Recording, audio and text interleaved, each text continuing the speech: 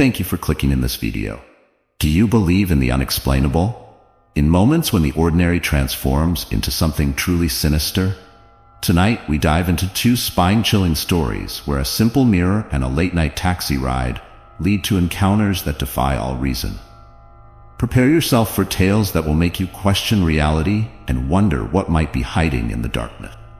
Will the truth be revealed, or will these stories leave you haunted? Stay tuned to find out. I never thought much about antiques. To me, they were just old things that carried dust and memories of people long gone. My wife, Emma, however, had a particular fondness for them. She believed each item held a story, a fragment of a past life that could still be felt if you listened closely enough. I always dismissed it as romantic nonsense, but I loved her passion for these things. That's how we found ourselves at a flea market on a chilly Saturday morning, surrounded by other people's forgotten treasures. Our daughter, Lily, trailed behind us, her small hand clutching my wife's coat as we weaved through the crowded aisles. The air was thick with the scent of old wood, leather, and something musty that I couldn't quite place. Emma was in her element, picking up trinkets and examining them with a thoughtful expression. Then we saw it.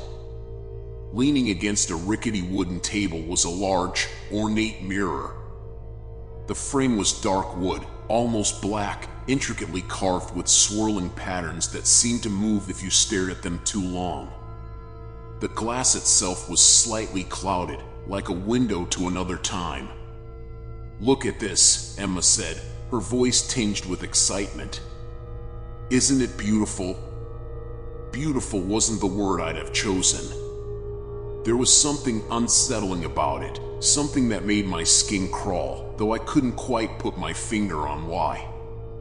But Emma was already enchanted, her fingers tracing the carvings with reverence. "How much for the mirror?" she asked the old man behind the table, his face weathered and eyes sunken. He looked at us for a long moment before answering, as if deciding whether we were worthy of owning such a thing.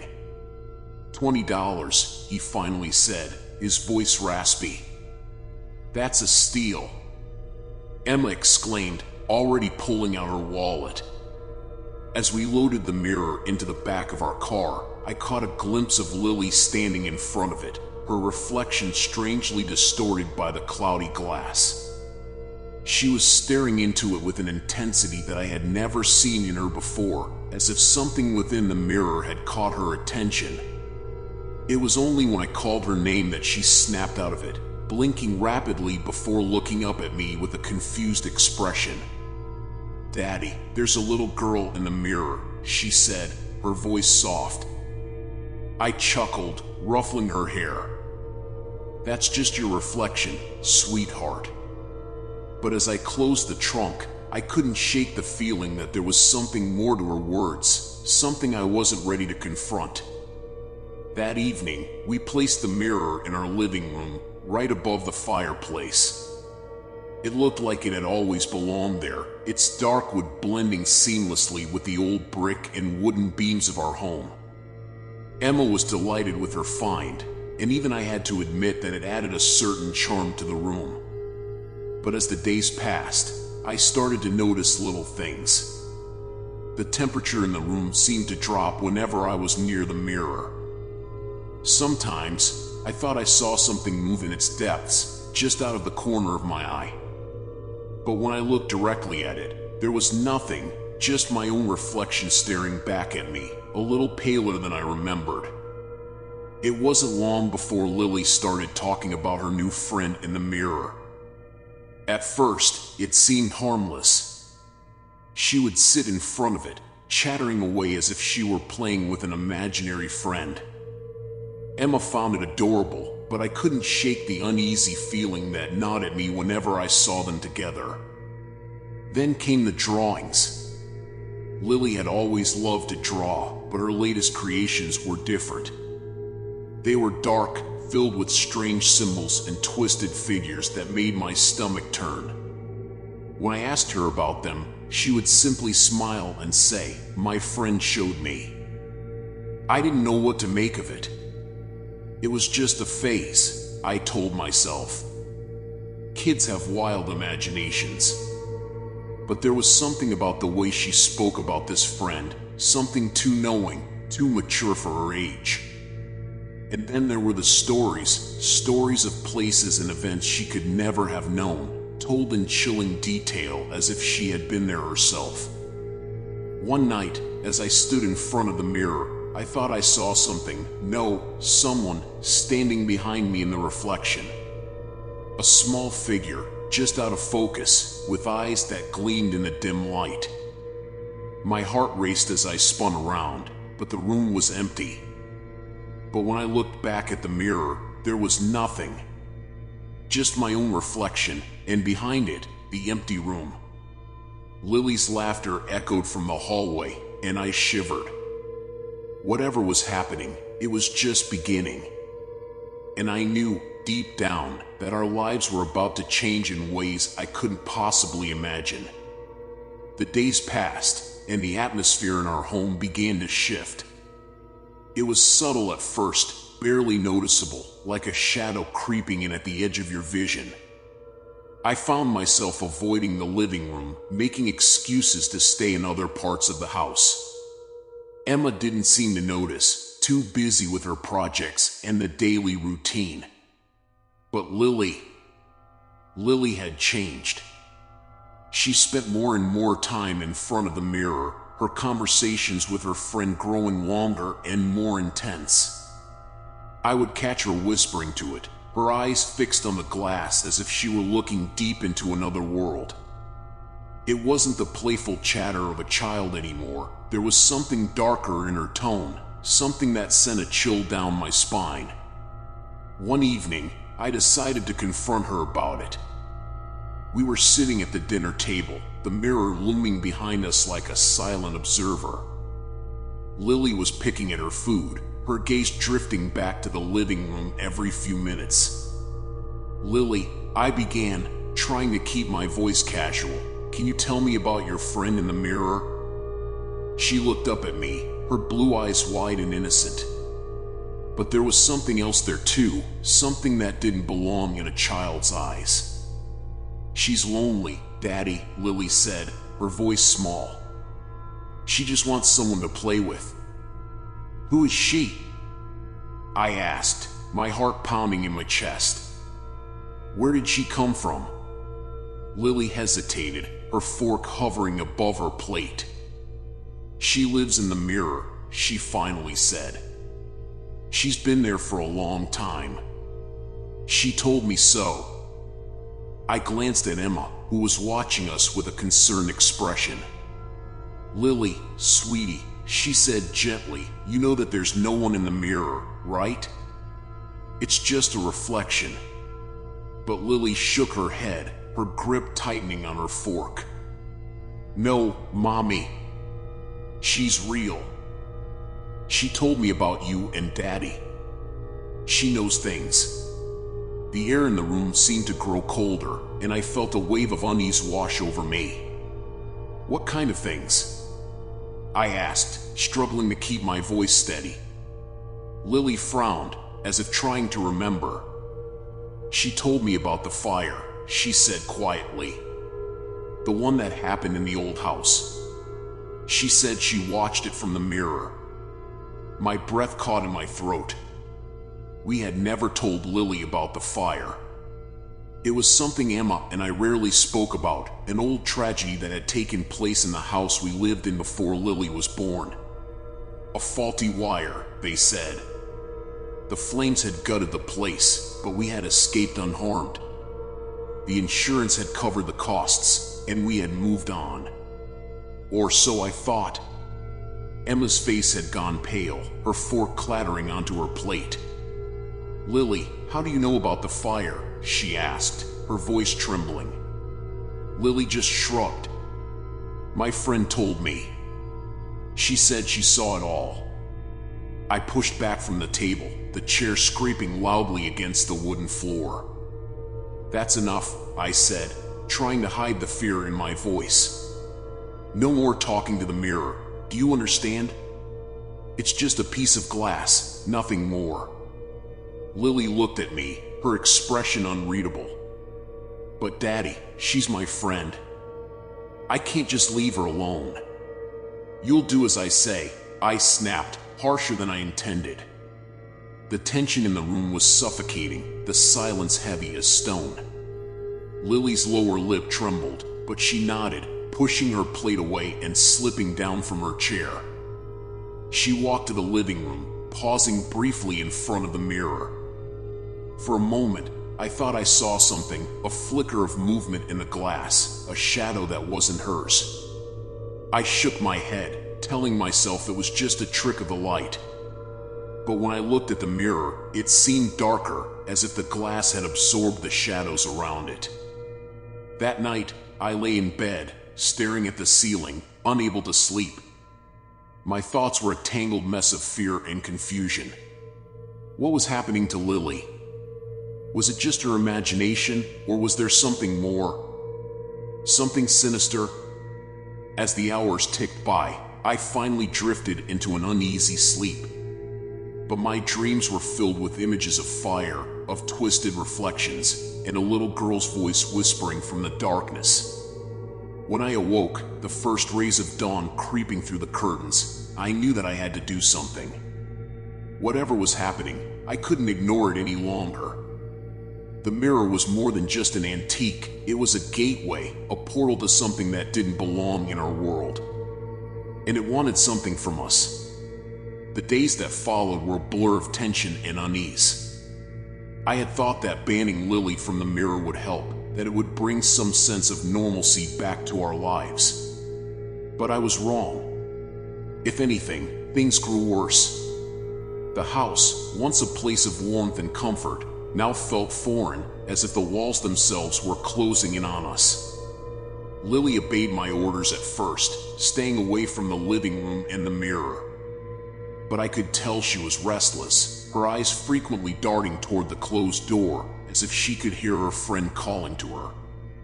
At night, I would hear her muttering in her sleep, her small voice rising and falling in hushed tones, speaking words I couldn't quite make out.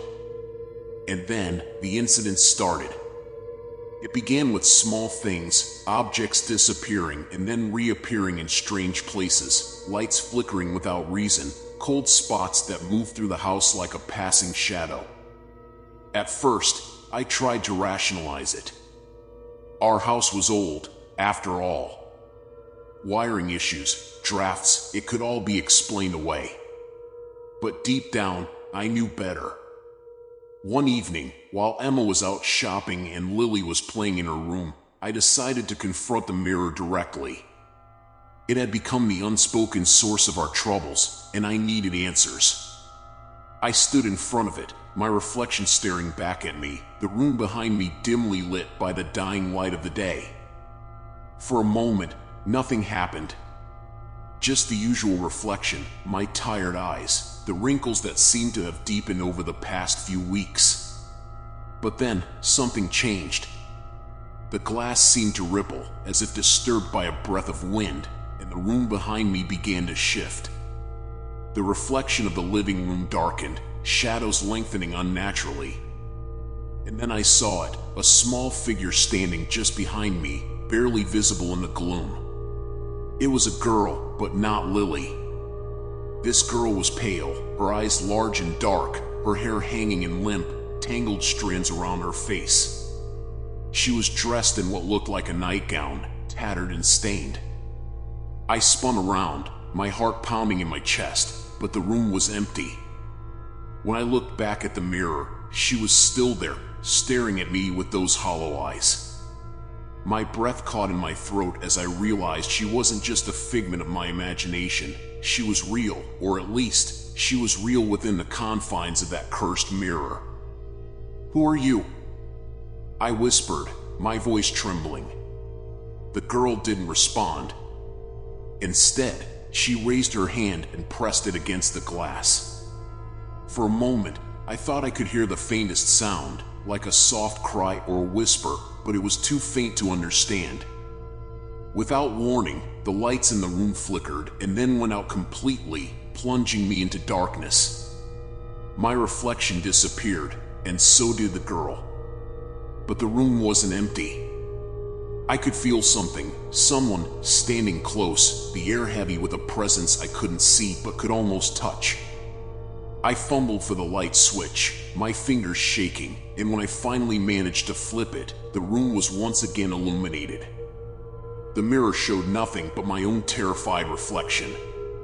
I backed away from it, my mind racing. This was no ordinary haunting. The mirror was a portal, a connection to something that existed on the other side, a place where this ghostly girl had been trapped, and now she was reaching out to us. But why?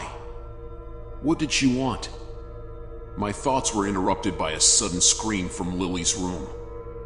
I bolted down the hallway, my heart in my throat, and burst through the door. Lily was sitting on her bed, tears streaming down her face, her hands clutched to her ears. "Make it stop, Daddy," she cried. "Make it stop." I rushed to her side, pulling her into my arms. "What is it, Lily? What's happening?" She shook her head, sobbing uncontrollably. "She's in my head. She's talking to me. She wants me to come with her." My blood ran cold. "Who, Lily? Who's talking to you?" "The girl in the mirror," she whimpered. "She's lonely. She says she needs me." I held her tightly, my mind racing. This entity, whatever it was, had crossed the line. It was no longer just a haunting, it was an invasion, an attack on my family. And I knew then that I had to act, to do something to protect my daughter from whatever this thing was. But how do you fight something that isn't truly here? How do you protect your family from a force that can reach across dimensions, pulling at the very fabric of reality? Emma returned home to find me pacing the living room, my thoughts spiraling out of control. I explained what had happened, and for the first time, I saw true fear in her eyes. We were dealing with something far beyond our understanding. "I don't know what to do," I admitted, my voice breaking. "But we can't let it take Lily." Emma nodded, her face pale but resolute. "We'll figure this out," she said, though her voice trembled. "We'll find a way to stop it." I wanted to believe her, but as I glanced at the mirror, its surface now cold and silent, I couldn't shake the feeling that we were running out of time. The entity within was growing stronger, its grip on Lily tightening with each passing day. And I feared that if we didn't act soon, we would lose her forever. The weight of the situation pressed heavily on me as the days turned into nights, each more restless than the last. Lily's condition worsened. She barely slept, her eyes sunken and haunted by the things she saw in the mirror. Emma and I were no better, our nerves frayed, sleep eluding us as we searched for any way to rid ourselves of the entity that had taken root in our home. It became clear that the mirror had to go. But I couldn't simply discard it. I had read enough stories about cursed objects to know that merely getting rid of them often led to worse consequences. We needed to sever whatever connection existed between the mirror and the girl trapped inside, and we needed to do it before she could claim Lily for good. One evening, after putting Lily to bed, I went online, scouring forums and websites dedicated to the paranormal. Among the myriad of useless advice and fear-mongering, one post stood out. It was a story about a family that had dealt with a similar situation, an entity trapped within a mirror. The post described a ritual, not a ritual in the traditional sense, but rather a way to confront the entity and break the bond it had formed with its target. The instructions were simple but chilling: confront the entity in its own realm. It required a direct interaction with the mirror, a confrontation that would demand courage and a clear mind. The key was to draw the entity out, face it, and force it to release its hold. As I read the steps, a sense of dread washed over me. It was risky, dangerous even, but I saw no other choice. This was the only lead we had, the only way to save Lily and restore some semblance of peace to our lives. That night, I waited until Emma and Lily were asleep before I made my move. I took a deep breath and approached the mirror, my heart pounding in my chest. The house was silent, save for the soft hum of the refrigerator and the creaks of the old wood beneath my feet. I stared into the mirror, focusing on the image of myself reflected back. The room was dimly lit, the shadows casting eerie shapes across the glass. As instructed, I called out to the entity, my voice barely more than a whisper at first. "I know you're there," I said, my voice trembling. "I know what you want." The mirror remained unchanged, but the air in the room grew colder, and I could feel a presence watching me from beyond the glass. "You've taken enough from us," I continued, my voice growing stronger. "You have no right to be here, no right to take my daughter."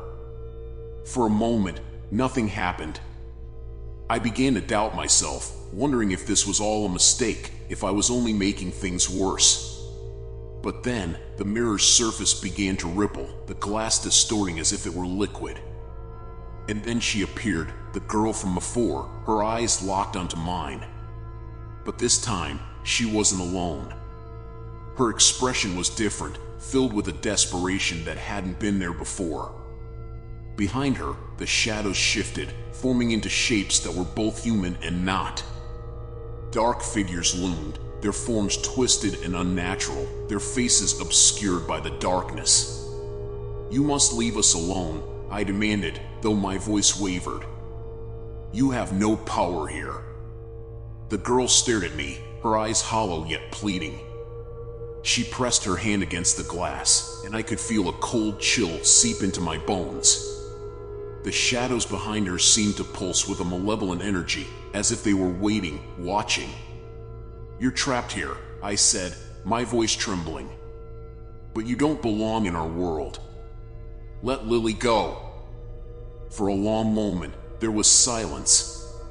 The girl's eyes bore into mine, and I could feel her pain, her loneliness.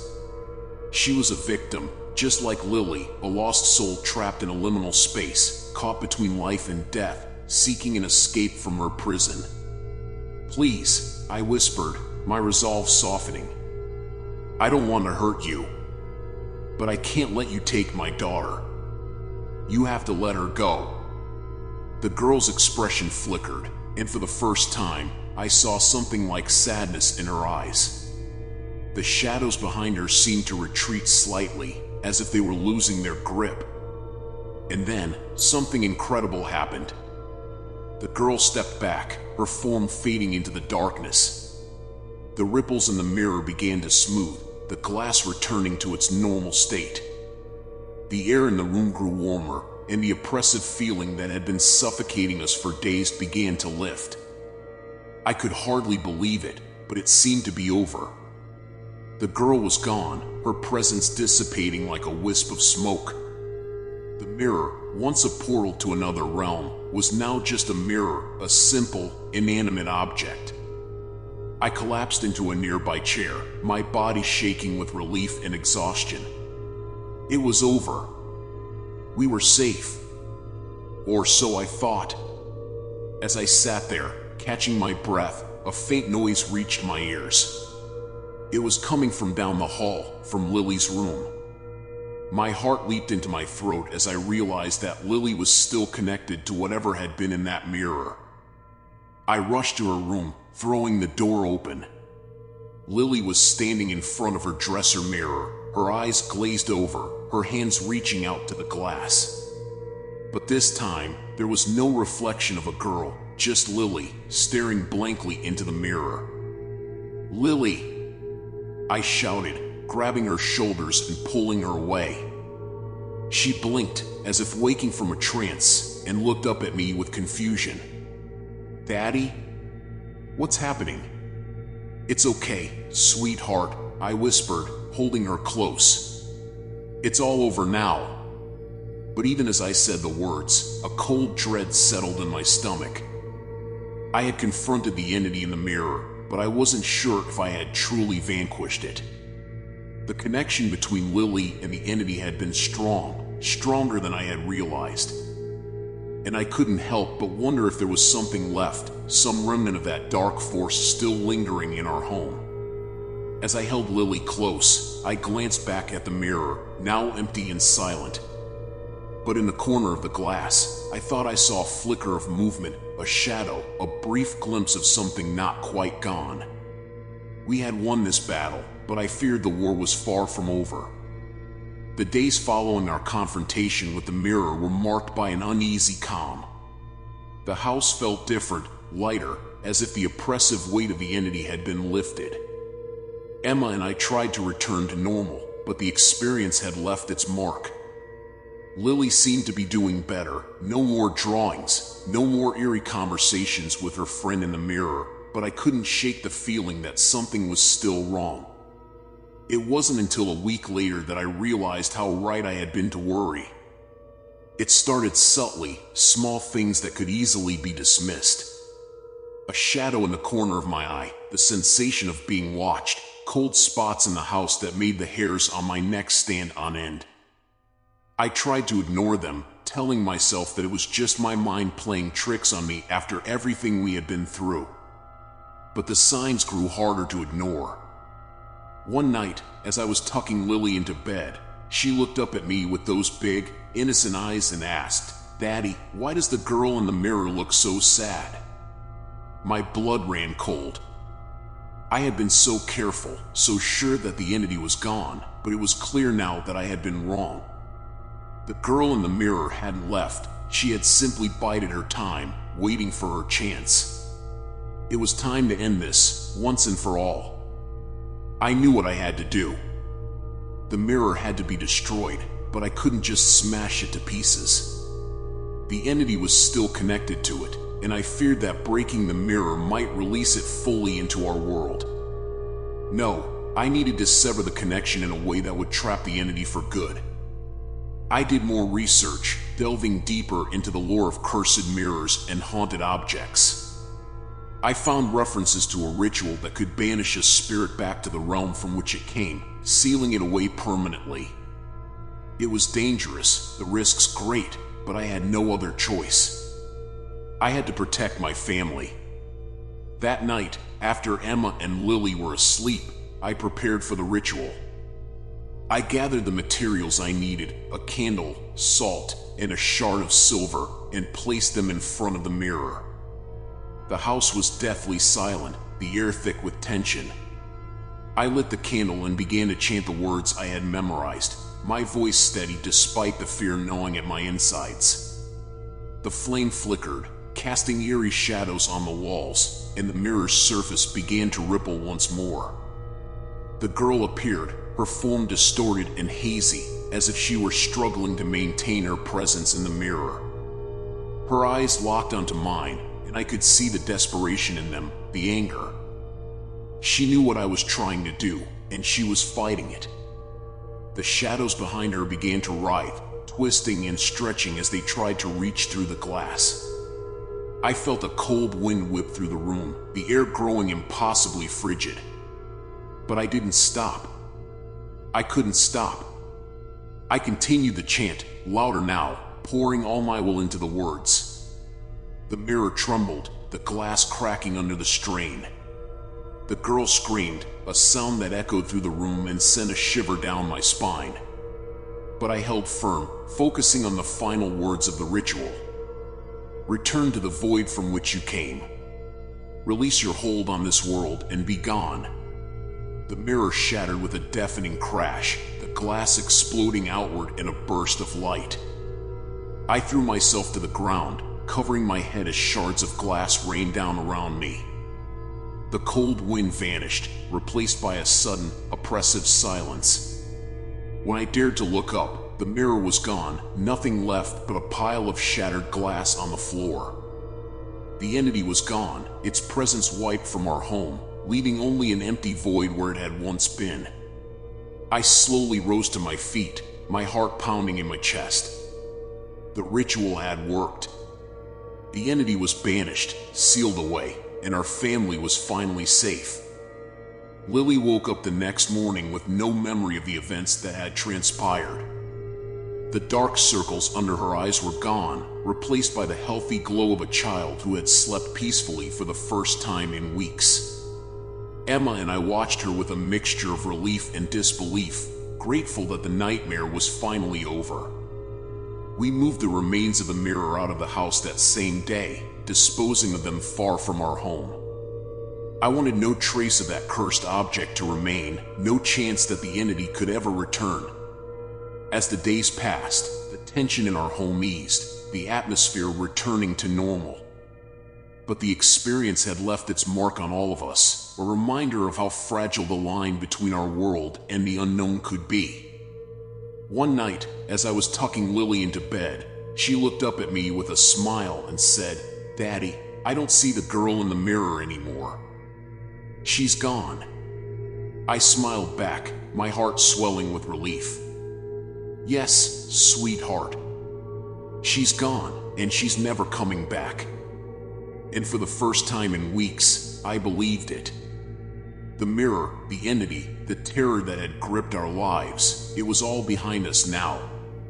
But as I left Lily's room and closed the door behind me, I couldn't help but glance at the small vanity mirror in the hallway. Just a quick glance, a habit I couldn't quite break. The glass was clear, reflecting only my own tired face back at me.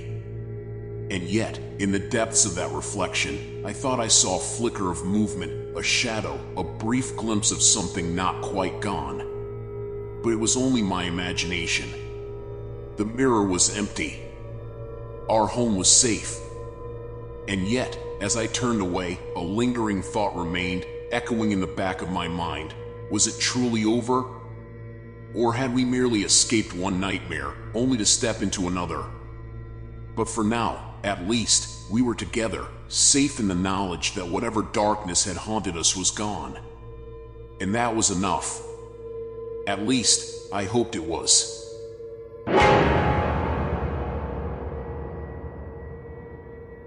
Driving a taxi in Tokyo isn't an easy job.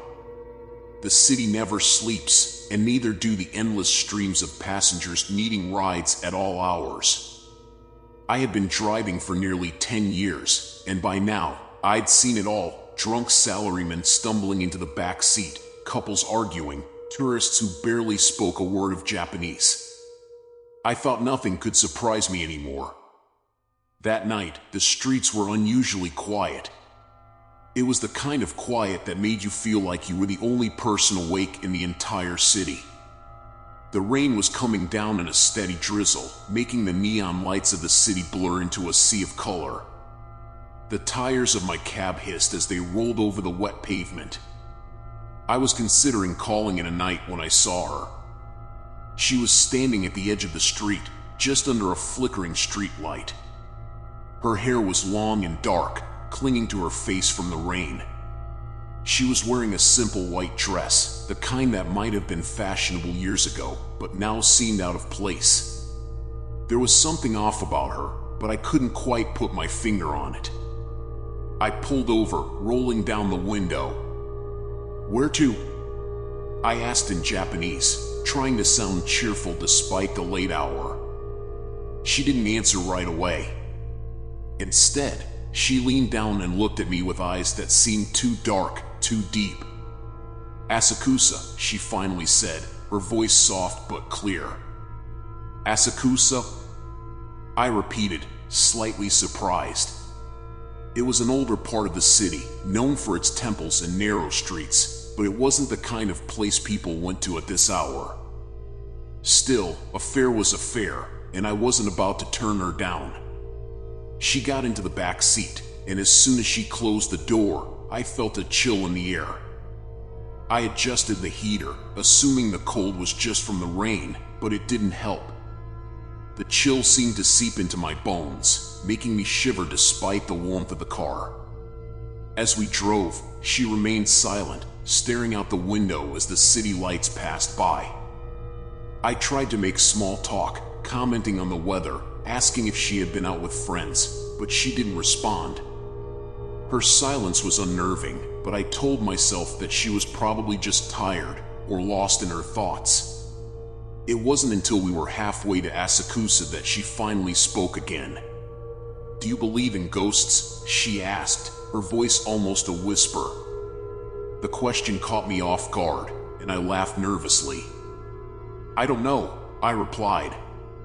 "I've never seen one, but I've heard stories." She didn't say anything in response, but I could see her reflection in the rearview mirror. Her eyes were still focused outside, but there was something in her expression that made me uneasy. The rain picked up, hammering against the windshield. The streets were nearly empty now, just the occasional car passing by.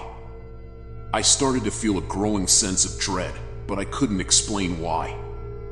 We reached Asakusa in what felt like no time at all. She directed me down a narrow street, the kind that seemed to get darker the further we went. Finally, she told me to stop in front of an old, run-down house. It looked abandoned, the windows dark, the paint peeling off the walls. "This is the place?" I asked, hoping I had misunderstood. She nodded. "Yes. Thank you." I watched as she reached into her purse and pulled out a small, folded bill, handing it to me with a slight smile. I took it without thinking, my mind still on the eerie house. She opened the door and stepped out, but before I could say anything else, she was gone. I blinked, staring into the darkness, but there was no sign of her. It was as if she had vanished into thin air. I shook my head, trying to make sense of it. The rain was still pouring, but there was no sound of footsteps, no movement at all. I looked down at the bill in my hand and felt my heart skip a beat. It wasn't a modern banknote. It was old, worn, the kind of money that hadn't been in circulation for decades. My hands trembled as I turned it over, trying to understand how this could be. I looked back at the house, but it was empty, lifeless. The dread I had felt earlier returned, stronger than ever. I knew then that I had just had a passenger who wasn't of this world. The drive back to my apartment was a blur. The rain continued to pour, but I barely noticed it. My mind was racing, trying to make sense of what had just happened. I kept glancing at the old banknote in the passenger seat, its presence a chilling reminder that the events of the night were real. When I finally reached home, I sat in the cab for a few moments, just staring at the dashboard.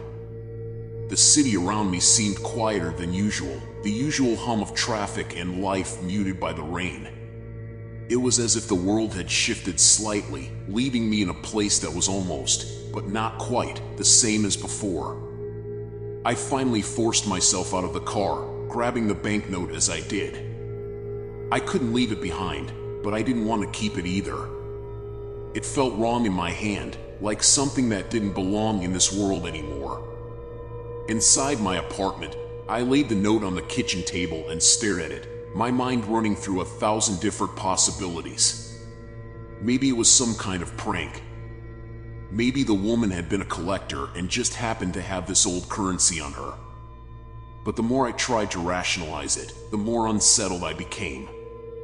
I turned on the TV, hoping to drown out my thoughts with the familiar sounds of late-night programming. But even that didn't help. Every time I glanced back at the table, the note seemed to loom larger, as if it was taking up more space than it should. Finally, I decided to do some research.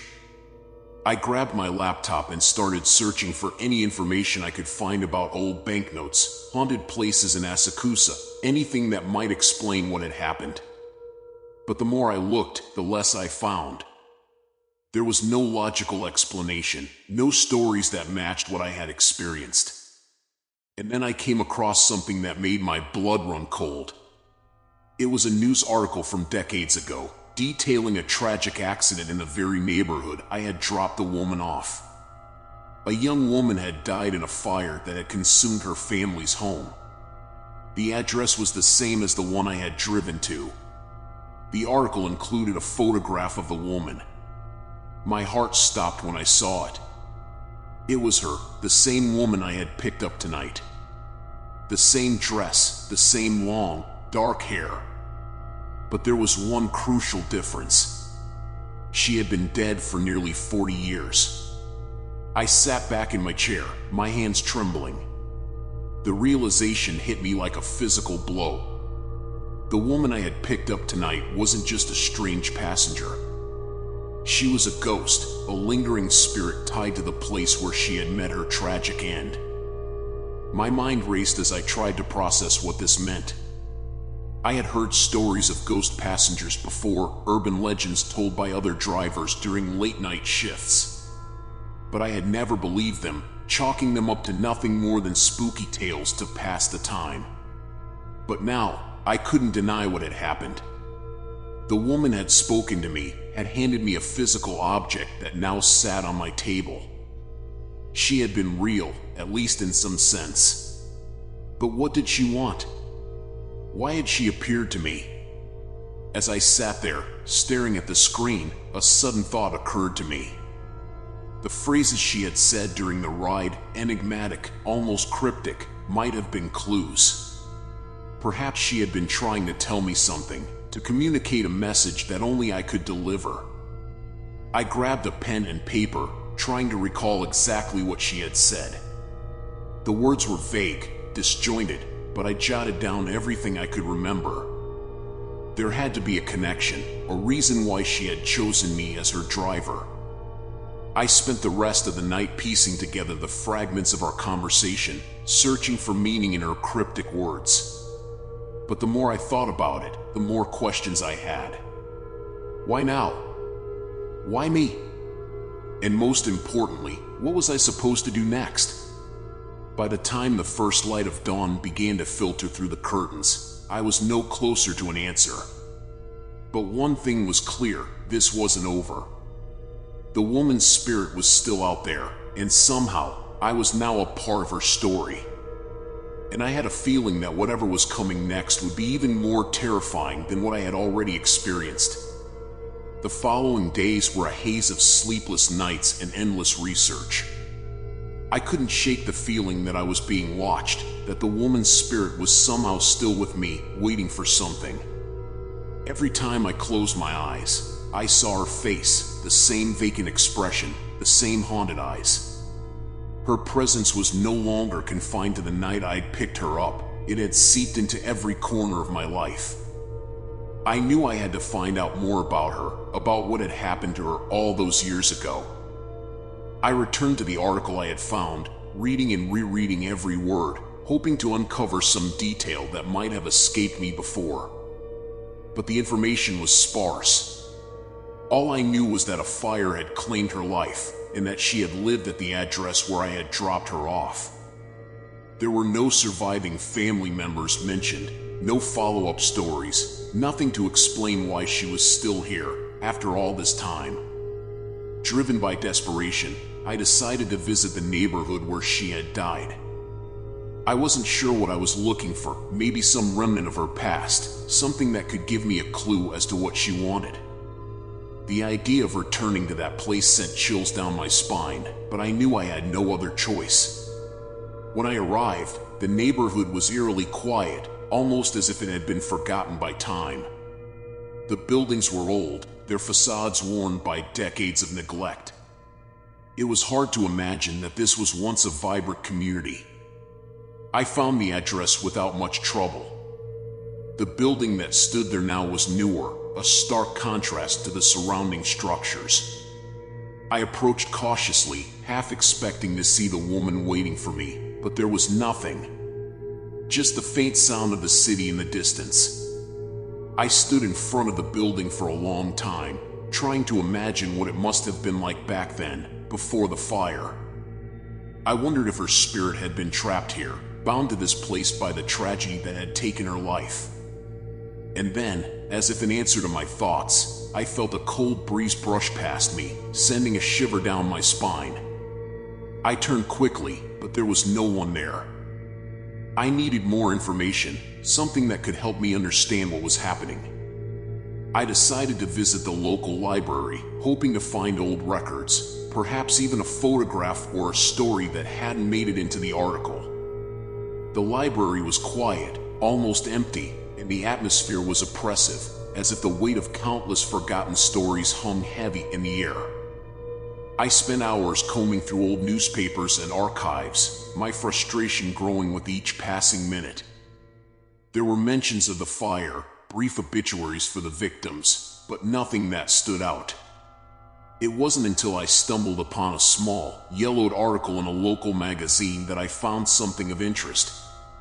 It was an interview with an old resident of the neighborhood, someone who had known the family that lived in the house before it burned down. According to the article, the family had been troubled, plagued by a series of unexplained events that culminated in the fire. The interviewee, an elderly woman, claimed that the house had been cursed, that it had a history of strange occurrences long before the tragedy. She spoke of ghostly apparitions, objects moving on their own, and a sense of malevolence that seemed to emanate from the very walls. But what caught my attention was her mention of the daughter, the woman I had driven. The old woman described her as quiet and withdrawn, often seen talking to herself, as if she was communicating with someone only she could see. The interview ended with a chilling remark: "That poor girl, she never stood a chance. The house had claimed her long before the fire did." I sat back in my chair, my heart pounding. It wasn't just a ghost I was dealing with, it was something much darker, something that had been tied to that house for generations. The woman wasn't just a lost spirit, she was part of a curse, a malevolent force that had claimed her and now seemed intent on claiming me. I knew then that I had to act. I couldn't just sit back and let this thing consume me. But how could I fight something so ancient, so powerful? I thought about the old woman's words, about the idea that the house had claimed the girl long before the fire. Maybe the key wasn't in confronting the ghost, but in breaking the curse that bound her. I had to find a way to sever the ties that held her to this world, to free her from whatever dark force had trapped her. But I had no idea where to start. The articles, the research, it was all too vague, too fragmented. I needed help, someone who knew more about these things than I did. And then it hit me. There was one person who might know what to do. An old friend of mine, Hiroshi, who had studied folklore and paranormal phenomena for years. We hadn't spoken in a while, but if anyone could help, it would be him. I grabbed my phone and dialed his number, hoping he would pick up. After a few rings, his familiar voice came through the line. "Hiroshi, it's me. I need your help. It's about something I can't explain." As I explained the situation to him, I could hear the concern in his voice. He agreed to meet me the next day, offering whatever assistance he could. I hung up the phone, feeling a mixture of relief and dread. This was far from over, but at least now, I wasn't facing it alone. The next day, I met Hiroshi at a quiet cafe on the outskirts of the city. The place was nearly empty, a welcome respite from the oppressive feeling that had been suffocating me ever since the encounter. Hiroshi sat across from me, his usual calm demeanor a stark contrast to the turmoil I was feeling inside. I didn't waste any time. I laid everything out for him, from the mysterious woman in my cab to the chilling discoveries I'd made about her past. Hiroshi listened intently, his expression growing more serious with every word. When I finished, he took a deep breath and leaned back in his chair, considering what I had told him. "This is no ordinary haunting," he finally said, his voice low. "What you're dealing with is something much older, much darker. A curse like this, it's not just about a spirit trapped between worlds. It's about something that has attached itself to her, something that feeds on the pain and suffering of its victims." His words sent a chill down my spine, but I forced myself to stay focused. "What can we do? How do we stop it?" Hiroshi looked at me for a long moment before answering. "The first thing we need to do is return to the house. We need to understand the source of the curse, the origin of this dark force. Only then can we hope to break its hold. The thought of returning to that place filled me with dread, but I knew he was right. If we were going to end this, we had to face it head on. We made a plan to visit the house that evening, hoping the darkness would reveal what the light might conceal. As night fell, we made our way to the old neighborhood.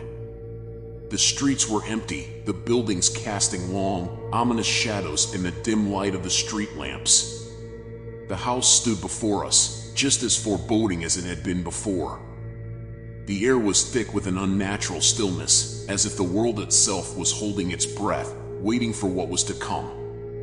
We approached the house cautiously, our footsteps echoing in the silence. The door was locked, but Hiroshi had come prepared. With a practiced hand, he picked the lock, and the door creaked open, revealing the dark interior. The air inside was stale, heavy with the scent of decay. It was as if the house had been abandoned for decades, despite its newer exterior. Hiroshi and I exchanged a glance, and without a word, we stepped inside. The interior was even more oppressive than the outside. The walls seemed to close in on us, the shadows deeper, darker.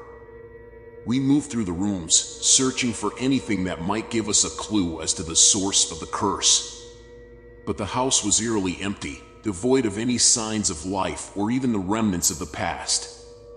It wasn't until we reached what must have been the living room that we found something. The walls were covered in old, yellowed wallpaper, peeling away in places to reveal the bare wood underneath. But what caught our attention was the large, ornate mirror that dominated one wall. The mirror was old, its surface tarnished and spotted with age. But there was something about it, something that drew us in. As I stared at it, I felt a cold dread wash over me, as if I was looking into a void that was staring back at me. Hiroshi seemed to sense it too. This mirror, it's the focal point. The curse is tied to it, somehow. I took a step closer, my reflection barely visible in the dim light. There was something off about it, something that made my skin crawl. And then I saw it, a faint outline, a shadowy figure standing just behind me. I spun around, but there was nothing there. Just the empty room and the suffocating darkness. My heart pounded in my chest as I turned back to the mirror. And there she was, the woman from the cab, her eyes locked onto mine. "She's here," I whispered, my voice trembling. "She's been here all along."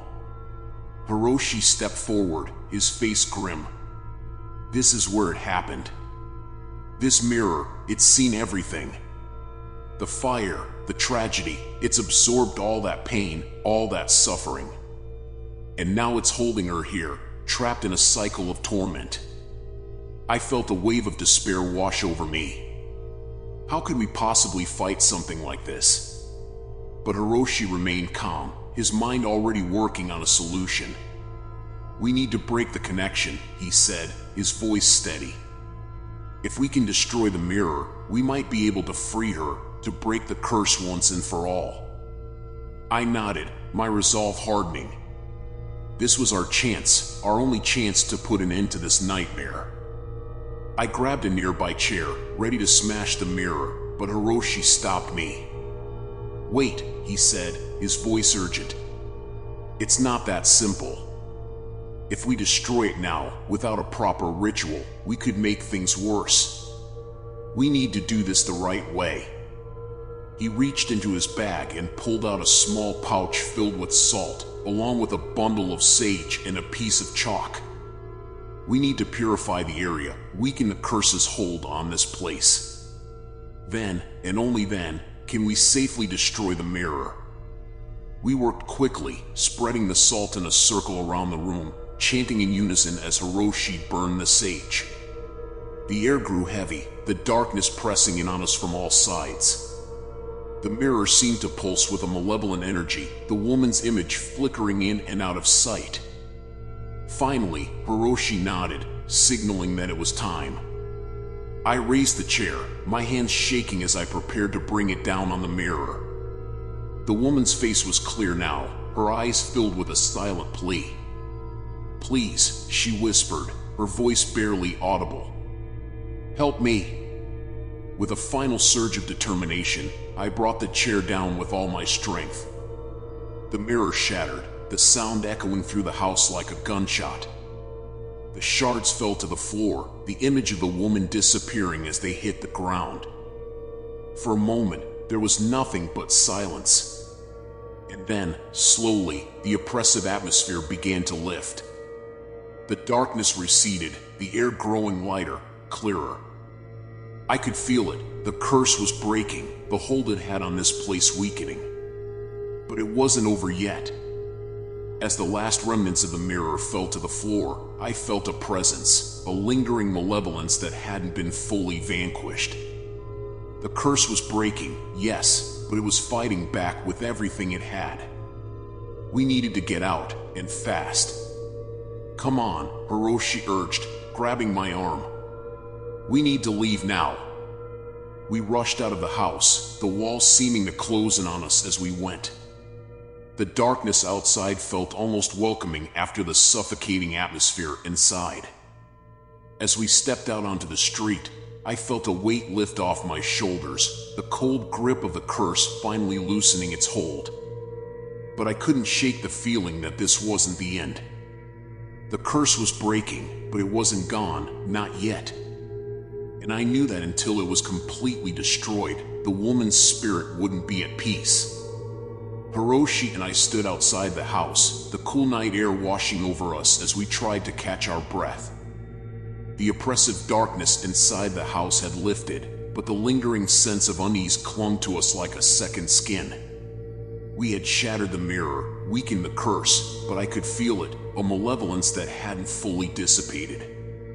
We weren't finished yet. Hiroshi seemed to sense it too.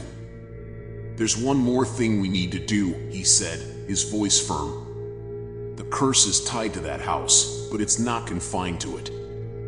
The woman's spirit, she's still connected to you, through the ride, through your encounter. We need to sever that connection, completely." I nodded, though the thought of returning to my cab after everything that had happened filled me with dread. But there was no other choice. If we wanted to end this for good, we had to confront it head on. We made our way back to my cab, parked a few blocks away. The streets were deserted, the city eerily quiet, as if it was holding its breath, waiting for the final act to unfold.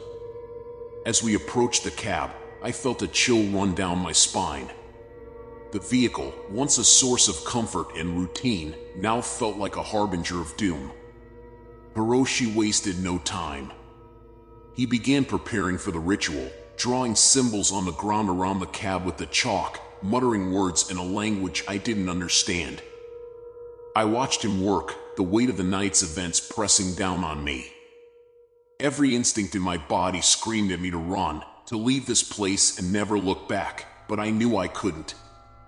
"Not yet." "Get inside," Hiroshi said, his voice cutting through the fog of fear in my mind. "We need to lure her back, to confront her one last time." I hesitated, but his steely gaze left no room for argument. Taking a deep breath, I opened the door and slid into the driver's seat. The familiar feel of the cab's worn leather seat was a stark contrast to the tension coiled in my chest. I gripped the steering wheel tightly, my knuckles turning white. For a few moments, nothing happened.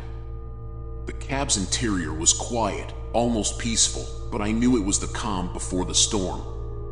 I could feel her presence, growing stronger with every passing second. The air inside the cab grew colder, the windows fogging up from the inside.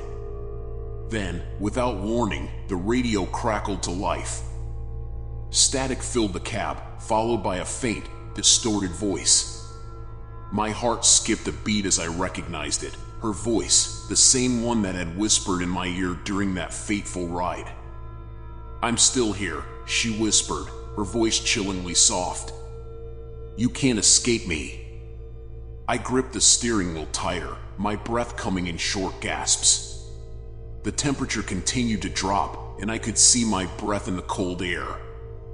The rearview mirror fogged up, and as I watched, words began to appear, scrawled in the misty condensation. "Take me home." A wave of panic surged through me, but I forced myself to stay calm. This was what we needed, her presence, her manifestation. It was the only way to break the curse completely. I reached for the gear shift, my hand trembling, and put the cab in drive.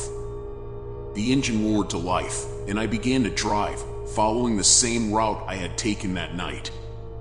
The city streets were empty, the buildings looming ominously in the darkness.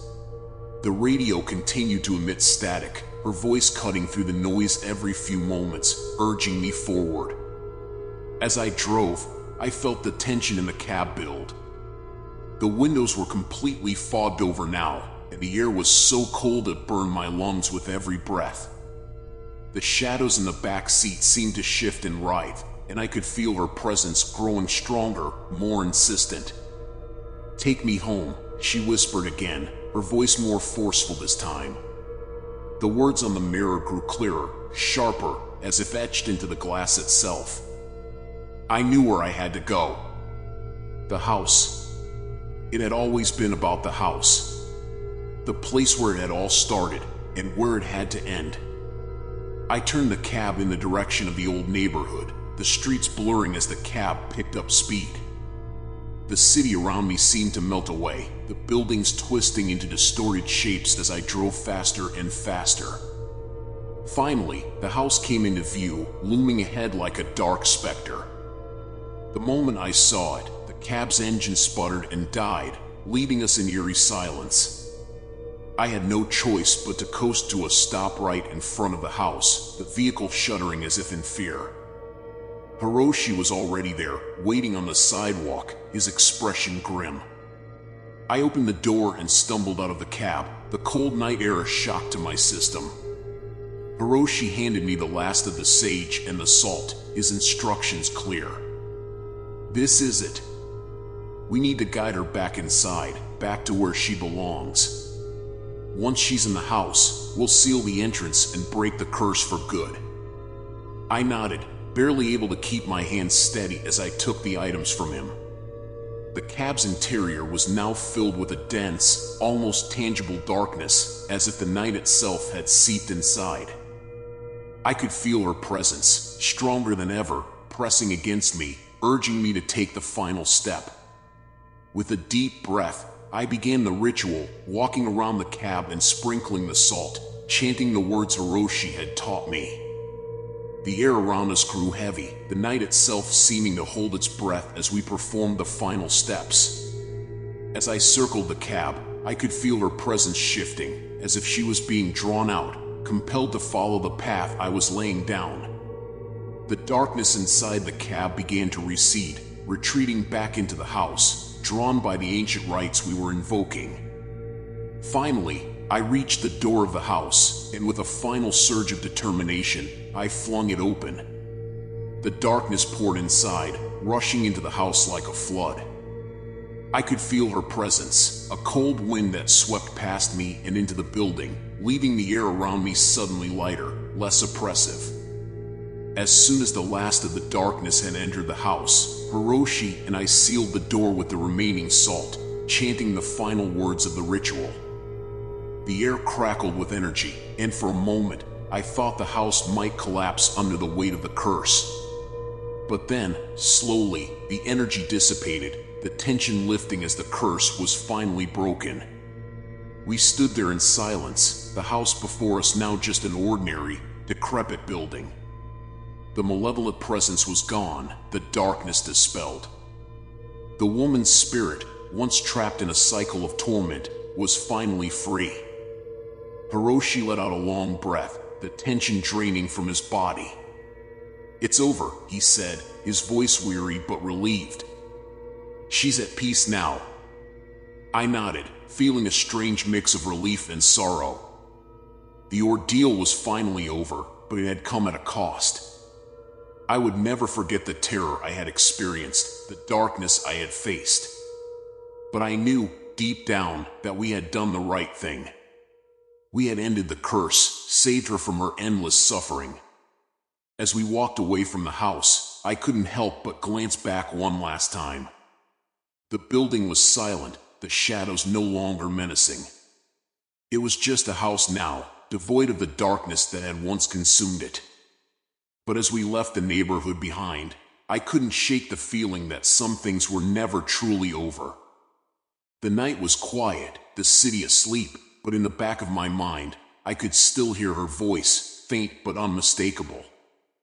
"Thank you," she whispered, her voice carried on the wind. "Thank you for taking me home."